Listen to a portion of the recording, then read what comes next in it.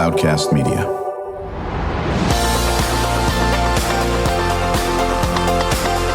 Drew Schlosberg Spotlight on the Community Show, amplifying the voices of social impact organizations, entrepreneurs, local nonprofits, and other community champions who shape the culture, creativity, and connectivity of San Diego.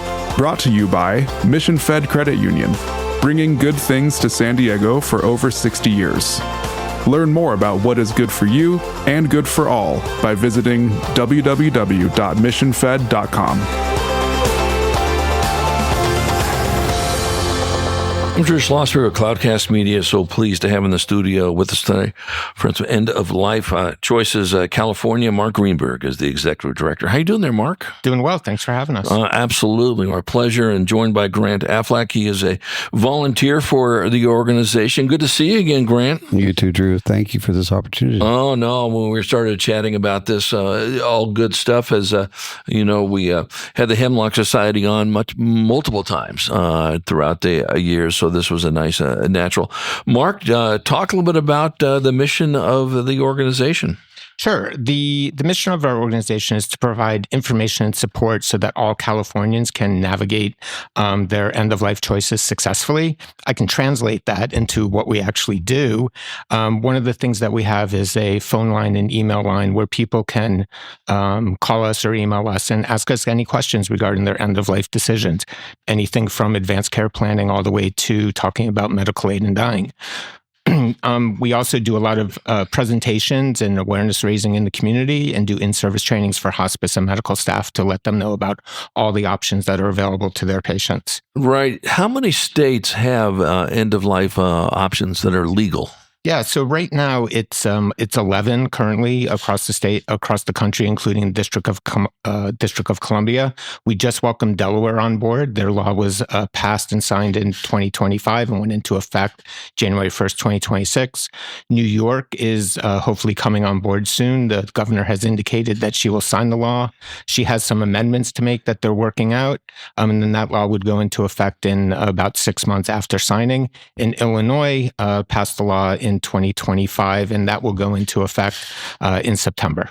Now, when these laws get passed, is it on a ballot or is it done by the legislature itself, or a little bit of both? Yeah, a little bit of both. Oregon and Washington, we were the first implementers in the country. We're the first to do it. They went through a proposition system. Right. California, we did it through the legislature in 2015 and was enacted in 2016. That's one of the things that comes up as to why there's a gap in knowledge and awareness about it, because it was done internally through the legislature rather than through a prop. And then you have a state like Montana where their state constitution was determined to allow medical aid and dying. So that was incorporated into their constitution. Right, exactly. Grant, what got you involved with this organization? I was working with a hospice organization, started to hear about it and actually didn't know. So just ignorant about all things end of life with regard to the law. And then I studied the law and this opportunity presented itself, and I'm thrilled to be a part of this great group. Yeah, I think one of the things, some of this stuff is, personally, I can't believe it's not all 50 states, but I get that. To an extent, I get it, and we all know end of life is so personal in this area. As Grant knows, that when I first found out he was involved in this, I'm bullish on the fact that if it's done legally and it's done the right way, who can sit there and tell someone they can't do this? Makes me actually a crazy person in this area. But you guys are more calm, and that's good that you're in this area. Mark, talk a little bit about what makes it legal. What are the steps somebody has to take to do end of life in this state? Sure. So first of all, just getting back to the point that it's end-of-life choices. So Right. This isn't for everybody. Right. We want people to know about the option, if it's right for them, their spiritual, their individual, their feelings about it, that they have the option to do it. There's a lot of safeguards involved in the U.S. Regarding qualifying for medical aid and dying, which is basically a prescription that you take and mix with some liquid and you drink it, and it allows you to end your suffering, to end your terminal illness. The qualifications are pretty standard. You have to be 18. In California, you have to be a resident of the state. In Oregon and Vermont, you don't. They don't have a residency requirement. You need to have a terminal diagnosis with a life expectancy of 6 months or less to live. That's certified by 2 doctors. You need to sign some paperwork that you have the mental capacity and be determined to have the mental capacity to make this decision. And you need to be able to self-administer the medication. So someone cannot deliver the medication into your body themselves. You have to be able to do it, whether that is swallowing, drinking the medication, or if you have like a feeding tube or something, being able to depress the syringe so that delivers the medication to you. Right. Is it tough to find 2 doctors that will sign off on this, or it shouldn't be, or talk about that?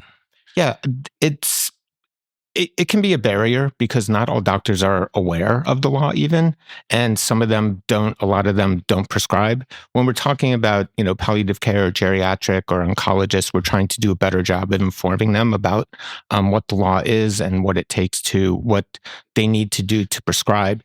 There's also a growing field of private or concierge doctors who do this as their primary work that we can refer people to as well. We try to tell people, one of the big things we talk about is talking with your own physician. Let them know what you would like to have happen. Would they support you in that, so that when it comes to the time to make that type of decision, that you know whether or not you have their support.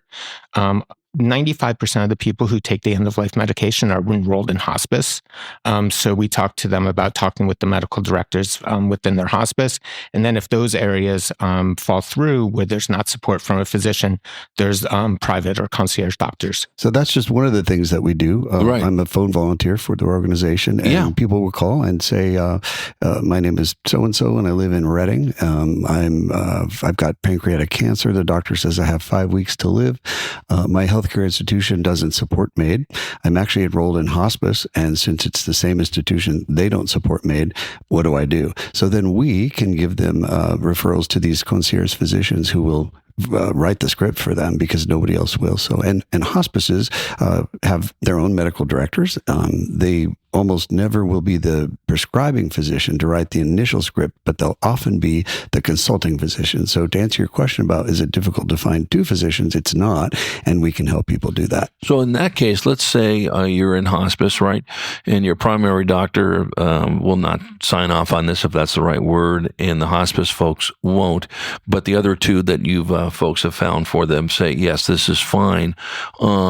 Would a hospice let them administer the medicine while they're in hospice? Yes. So they can stay in place. They can stay. So it's their legal right. So they can stay in place. And people will say that. They say, I love my team. I love everybody. They just don't support it. So to answer your question, yes, they can stay in place. Right. We're chatting with Grant Affleck. He's a volunteer for End of Life Choices California, joined by the executive director, Mark Greenberg. I'm Drew Schlosberg of Cloudcast Media, listening to another edition of Drew Schlosberg Spotlight on the Community Show. We are the nation's longest running community podcast in our 20th year, brought to you by Mission Fed Credit Union. 60 years of doing great things for folks in San Diego County, whether it's food insecurity, whether it's the arts, it's financial literacy, working with the homeless. They are just on top of their game for, so many different reasons. Mark, how long have you been in the field? Excuse me. I've been with the organization for just 2.5 or so years. There's so many of our volunteers. We've got 85 volunteers across the state. A lot of them have previous experience volunteering with hospice or had some kind of personal experience where they've been moved to become involved in this organization. For me, I've been involved in the nonprofit field for 35 years. So I feel like I come to the organization the way a lot of our clients do, which is not being necessarily so aware of what the options are and be able to boil down and frame what their options are to them.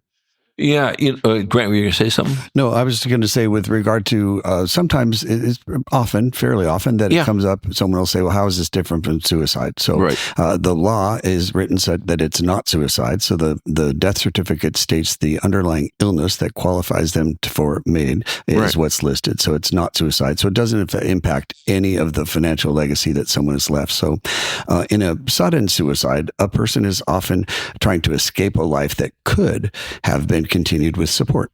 With MAID, the person isn't choosing to leave life. Their disease has already taken their life away. So they're in a burning building, and the medication is the escape from the fire, which is the disease. And so it's not a rejection of life itself. It's about a dying person having one final say in how they spend their final moments. Right. And MAID is a medical aid in dying. And I think anybody who has a loved one and that has seen that person just suffer from whether it's pancreatic cancer, as you're mentioning, or whatever the case may, doesn't make a difference. And there is absolutely no way out. The person will be suffering, and there will be an end of life. And who knows how much of their, finances will be taken away because of it. It has got to be such a relief, Mark, to those families, can find out. And I'm sure I know you guys are very careful. Have you thought this out? Have you looked at this, X, Y, and Z? Are you positive you want to do this? And when they get to that point, the answer is yes, correct? Yeah, one of the interesting things about people who get the prescription filled, and it's a very small percentage of the population. In California, there's about 300,000 or so deaths a year. In 2024, the last year we have the full reporting of it, there were only about 1,100 MAID deaths. And there were about 1,500 prescriptions written that year. So what we also find is that some people just being able to have the medication and knowing that they have that out brings a sense of relief. So when you talk about the relief, it can improve their quality of life even in those last days after being certified with having less than 6 months to live and having the medication. Some will take it as soon as they have it, and some will wait it out and be like, you know what, I can go another week or so. Right. Do you see, there's 11 states now, you're saying, right, doing this. What is the holdup in the other states? So this is it's a mix between the legal, medical, and political. So it's basically where's the states fall politically and what is politically possible. In West Virginia, unfortunately, they had a proposition on their ballot in the last cycle to put in their state constitution that medical aid in dying was illegal and not allowed. So they went the opposite direction of Montana, for example, which allows it in their state constitution. So there's a lot of efforts. New York, which is politically, tends to be a bluer state. They've been working on this for 10 years and are just finally getting to the point where it will be enacted. And then there's a bunch of other states that are looking to do it, whether from Ohio, Florida, Massachusetts, Connecticut, and elsewhere. Yeah. We come back from break. We're going to chat more with Mark Greenberg, Executive Director of End of Life California, joined by volunteer Grant Affleck. Talk about what types of myths can be debunked about end of life and all this, and some of the things that people should be aware of. And if they're interested in doing it, do this first. When we return after this short break.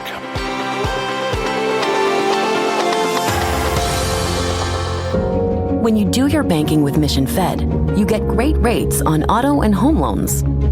That's good for you, but something good also happens for a lot of other people. We're not for profit, so we put money back into the community to help lots of great nonprofits to keep San Diego strong. So you're not just getting something good, you're doing something good. Come to Mission Fed. It's banking that's good for all. Brand amplification is the DNA of Cloudcast Media, and our code is the powerful blending of sound, voice, and storytelling to lift local brands and their communities. Whether it is our Brandcast, Schoolcast, or Causecast platforms, the unifying ethos is all about this community, the one you call home. If you dare to dream and want to explore the brand amplification of Cloudcast, a national leader in local podcasting and other Winfluence strategies, please visit us at cloudcast.us.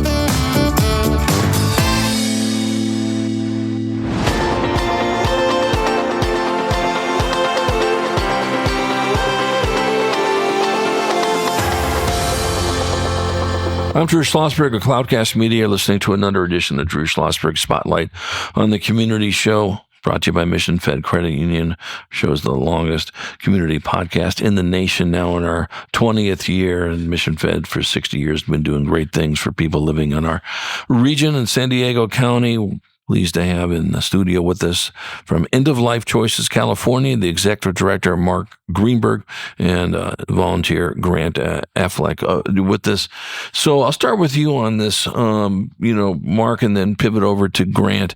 What are some of the myths you'd like to debunk about end of life? I know Grant mentioned there is a difference between end of life and suicide, of course. What other myths would you like to debunk? Yeah, I mean, some of the technical myths are when the law was first enacted, you would get 100 pills or whatever that you would have to physically empty. And then that was the medication that people would take. Right now, the medication you get from a compounding pharmacy. So you're not going down to your local Walgreens or CVS. And it's a special compounding pharmacy that puts together the medication that you then mix with some apple juice and then drink it within 2 to 3 minutes or so. One of the other myths is that you need to have a doctor there with you when you're taking the medication. You need the doctor to prescribe the medication and certify that you have the mental capacity and your terminal illness with the life expectancy of less than 6 months to live. But they don't need to be there. So that's one of the things that Grant and our volunteer team do, is that if someone, when people are asked, how do you want to die? I want to die peacefully at home, no pain, surrounded by family, friends. Yeah. So, even when, someone is in hospice is more of a term than a place. So you can do it at your home. And then we have our volunteers who are across the state who will come to the home. They'll mix the medication for you, be there to support you and the family to do that. So you don't need to you can have a doctor there, but you don't necessarily need to. Yeah, and I imagine, and maybe Grant, you can answer this, what's on someone's mind is, and it'd be a logical question, am I going to feel pain? Is this going to be X, Y, and Z? Of course, when you get to this point, you've already had the pain of this, disease, whatever the disease may be, that has already crippled you, whether mentally or physically or spiritually or whatever. But talk about that. So that's just one gift of the volunteer being present. We do home visits to talk with we call them clients, about what the day is going to be like. So their chosen day of ingestion. We go over the timeline. We ask them several times, is this the day? Would you like to proceed with this mixing the medication? You can change your mind. They always have the right to change their mind. So, and then they'll say, well, what's going to happen? And so we just explain. And what happens is that within usually between 90 seconds and about 4 minutes is the longest I've seen. I know it can take a little longer, but it's very short. They're right. Completely asleep, peacefully asleep. But that quickly progresses to a coma. And then 80% of the people die in 2 hours or less. And so. Right. And then when that happens, at that point, is there someone there? What do we do with the body? I mean, obviously that's been set up ahead of time. You're not going, hey, didn't think this one out over here. You're bringing in, people that work for the mortuary, or it depends on what the individual wants to do, Mark. That's one of the great advantages of being enrolled in hospice, is that you're working with your hospice team to coordinate all of those post-death services. Right. However, the volunteer can have that critical part of that, so we can facilitate all those arrangements that have already been made. For instance, if somebody, so 95% of the patients are enrolled in hospice. They don't need to be enrolled in hospice. So if somebody's not enrolled in hospice, when the death occurs, they have to call law enforcement. So many times law enforcement isn't aware of the law. They'll say, so they arrive at the home, we're there, and they'll say, like, he died how, or she did what? And so they just don't know. So we produce the PULSE forms and the paperwork that has been carefully, all these safeguards that have allowed them to get the medication. And then kind of but sometimes it has happened where even with lights and sirens, they come. So that we can just add a piece to what can be a very stressful time for those people. But so this is all part, again, we urge people to be enrolled in hospice. And even when they then say, well, I don't want to be in hospice, we explain the benefits of it. We don't ever push it, but we explain why it would be advantageous. Right. Again, we're chatting with Mark Greenberg. He is the executive director of End of Life California, joined by his colleague Grant Affleck, a volunteer. In this area, are we seeing more people understanding? Are we seeing more doctors getting this? They're now more aware of this. I mean, the key is this is legal, and here are steps we follow. Is that growing, Mark? Yeah, it absolutely is. There's more people entering like I said, the private field, and then there's more and more people who, more and more physicians who are becoming more comfortable with it. There's kind of a lag in terms of even in new surgeries or new types of methods of treating patients that sometimes the medical community is a little late catching up on. So we're trying to. One of the things that we do is really we go out and we offer in-service trainings to hospice teams, for example, so that because they're the people who are talking with people who have been certified as terminally ill, and make sure that they're aware of all the options that are available. And one of our main things is certainly surrounds medical aid in dying, but people should know what all their options are. And that's from the planning stage, and it goes from there. You can refuse medical treatment. You're not required to do all the things that are potentially available to you. You might have a point where you're like, I don't want to do that third round of chemo and let things go. That is your right. We tell people about hospice care and palliative care, and there's also an option called VSED, which is voluntary stopping of eating and drinking. So we want people to know about all those options. So, Drew, another benefit of the organization, we have physicians who we work with and refer to that are willing to mentor other physicians who are thinking about entering this space. So there can be many reasons. I'm not a clinician, so I can't speak to that, but they're probably perhaps fearful about being a prescriber. So the law protects them from that. However, they still have that belief. So we have physicians that'll say, like, I'll show Dr. So-and-so how to do this and walk them through it. So there's just another connection. Yeah, well, like anything, it's all about communication. It's all about getting the most accurate information out. It's like getting in front of people who say, no, this is not legal. Well, yes, it is legal. Or this is what they're trying to do. No, we're not trying to do this. We all know that in this world of social media where everyone thinks they have a voice, and who knows if that's true or not. And of course, you guys got to have to do that. Talk about, and this is something that comes up with me when I bring in living will and trust attorneys and talking about this. Death being the elephant in the room. I'll start with you on this, Mark, and go over to Grant, and then I'll give you my 2 cents, and you can give me change back if you'd like. Okay, start with you on that. So it is absolutely the elephant in the room, and we have cartoons on our website that show an elephant saying, "Nobody's talking about me."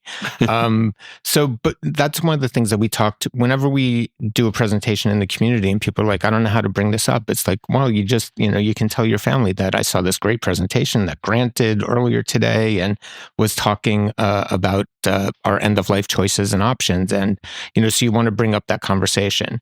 We actually do a monthly blog, and one of our physician volunteers wrote a blog about him talking with his doctor. And it can be intimidating when you're going to see your doctor and you want to bring this up. And, so you go in with a plan, go in with somebody maybe to support you with it, and bring up the conversation that way.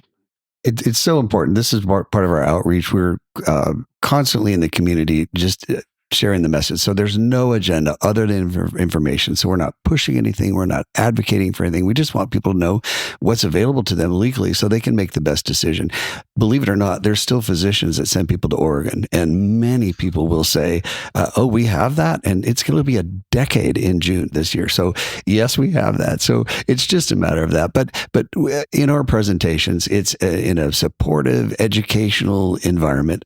We try to not make it this big dark topic. It's going to happen to every single one of us. So it's just a wonderful thing. Well, and that's the point. And what frustrates me a little bit, and more on the living will and the trust side, when people don't want to talk about death. I understand that. I'm not that insensitive a person, I guess, but you'd debate a laundry list of people would say, yeah, he is.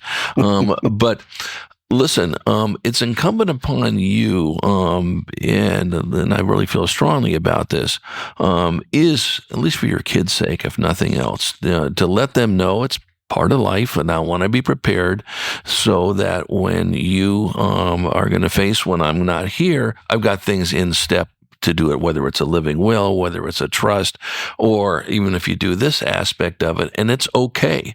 It's okay I'm okay talking about it and not talking about it and not letting your kids know that whether they have this option or others, not good. We find so many people it's just lack of planning or no planning. So, all of the advanced care directives, visa directives, dementia directives, those are all available free of charge on our website.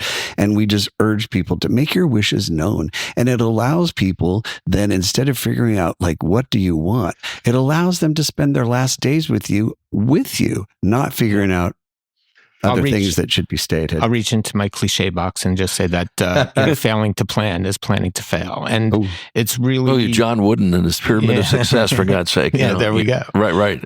So, again, it's like you've controlled your life throughout your life. Make plans for controlling your death and involve your family and physicians in that conversation.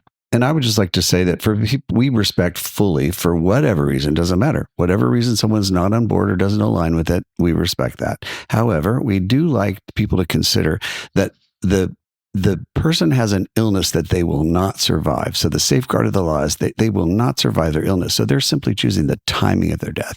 And how blessed are we that in California and these other states that we have the right to do that? Yeah, I think it is so as well. So, Mark, people want to get a hold of you, want to learn more about this. What's the website? What's the email? Sure. It's endoflifechoicesca.org. You can call us 760-636-8009. And you can email us at support@endoflifechoicesca.org. And we like to tell people it's your life, your death, your choice. Absolutely. Grant? One final thought is we have a bereavement program, and this is critically important for people who have experienced a mid-death because there often can be a stigma with that. So a traditional grief setting might not be the place for that. So again, we have a specific bereavement program for people who have experienced a mid-death. Yeah, exactly. So look at the website. I'll answer every single question. May or may not be for you or not, but at least there's some options you have to do. So, Grant Affleck, good seeing you again. Thank you so much, Drew. Absolutely. Thank you for bringing Mark Greenberg on this. I appreciate that aspect of it. And, maybe somewhere down the road, but, I don't want to break any HIPAA laws, don't want to do anything in this. But if you got a family that is, taking you up on the services and said, this is what it did for us. My father, my grandfather, my whatever the case may be, out of pain. I got to see him not suffer anymore. We took every single, method to do this. Let me know. And so it's always good to shout out those who have benefited from what people have done. Absolutely. So Fantastic. Give some thought to that. I'm Drew Schlosberg. You've been listening to another edition of Drew Schlosberg's Spotlight on the Community Show, the nation's longest running community podcast in our 20th year, brought to you by the fine folks at Mission Fed Credit Union, 6 decades of doing great things for people living in San Diego County. And to our listeners, we hope you enjoyed the interview. You've been listening to an episode of Drew Schlosberg's Spotlight on the Community Show, amplifying the voices of social impact organizations, entrepreneurs, local nonprofits, and other community champions who shape the culture, creativity, and connectivity of San Diego community. Brought to you by Mission Fed Credit Union, bringing good things to San Diego for over 60 years. Learn more about what is good for you and good for all by visiting www.missionfed.com.